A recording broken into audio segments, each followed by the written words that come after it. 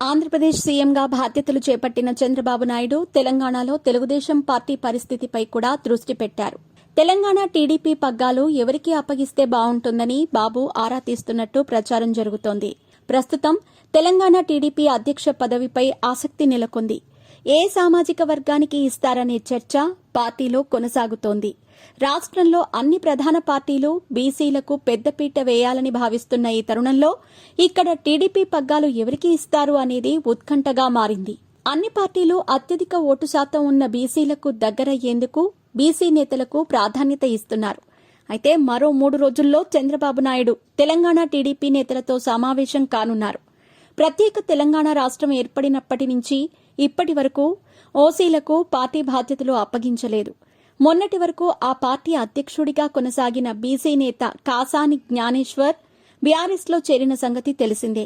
అయితే మరోసారి బీసీ నేతకే ఇస్తారా లేక ఓసీ నేతకు ఇస్తారా అనేది ఇంట్రెస్టింగ్ గా మారింది. తెలంగాణ తెలుగుదేశం పార్టీకి రాష్ట్ర సారథి ఎంపికై మరో 3 రోజుల్లో స్పష్టత వచ్చే అవకాశం ఉంది. రాష్ట్ర ముఖ్య నేతలతో సీఎం టీడీపీ జాతీయ అధ్యక్షుడు చంద్రబాబు నాయుడు ఈ నెల 7న హైదరాబాద్లోని ఎన్టీఆర్ భవన్లో సమావేశం కానున్నారు. ఈ భేటీలో పార్టీ అధ్యక్షతపై పూర్తి స్థాయిలో క్లారిటీ వస్తుందని నేతలు చెబుతున్నారు. కాసాని జ్ఞానేశ్వర్ రాజీనామాతో పార్టీకి అధ్యక్షుడు లేకపోవడంతో రాష్ట్రంలో పార్టీ కార్యక్రమాలు, పార్టీ ఉనికి స్తంభించిపోయింది. అయితే మళ్లీ తెలంగాణలో పార్టీ నిర్మాణంపై దృష్టి పెడతానని, పార్టీని బలోపేతం చేసి పూర్వ వైభవం తీసుకొస్తానని బాబు అన్నారు. గత తప్పిదాలు పునరావృతం కాకుండా చర్యలు చేపడతామని చెప్పడంతో తెలంగాణలో పార్టీ అధ్యక్ష పదవి కోసం ఆశావహులు ఎదురుచూస్తున్నారు. ప్రత్యేక తెలంగాణ రాష్ట్రం ఏర్పడిన తర్వాత తెలంగాణ రాజకీయాలను అంతగా పట్టించుకోలేదు. పూర్తి స్థాయిలో ఆయన ఆంధ్రప్రదేశ్ రాజకీయాల్లోనే నిమగ్నమయ్యారు.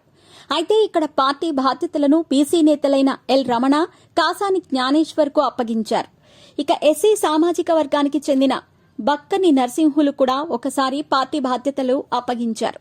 గడిచిన 10 ఏళ్లలో 3 బడుగు బలహీన వర్గాలకు చెందిన నేతలకే బాబు అవకాశం ఇచ్చారు. కాగా ఈసారి ఓసీలకు అవకాశం వస్తుందని పలువురు ఆశాభావం వ్యక్తం చేస్తున్నారు. పార్టీలో సీనియర్ నేత, పార్టీ ఉపాధ్యక్షుడు సామ భూపాల్ రెడ్డి, నర్సిరెడ్డి, కట్రగడ్డ ప్రసూనతో పాటు మరికొంతమంది లీడర్లు అధ్యక్ష పదవి కోసం ప్రయత్నాలు చేస్తున్నట్టు సమాచారం.